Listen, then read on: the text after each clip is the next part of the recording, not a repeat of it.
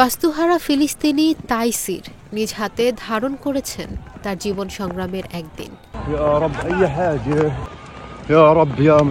আকাশ থেকে ফেলা সাহায্যের মধ্যে আজ তিনি পেয়েছেন একটি ত্রিপল আর কিছু পাউরুটি, কিন্তু সেই পাউরুটির অর্ধেকই ছিল ছত্রাক ধরা।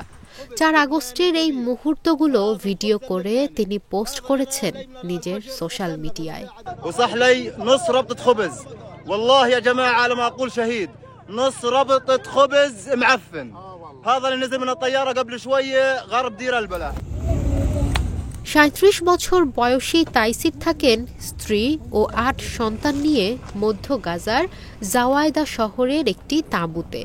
যুদ্ধের আগে তিনি কাজ করতেন সামুদ্রিক উদ্ধার কাজে।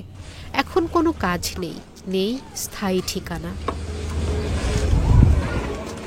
তাইসির ও তার আত্মীয়রা চেষ্টা করেন অল্প খাবার যতদিন সম্ভব ভাগ করে খেতে।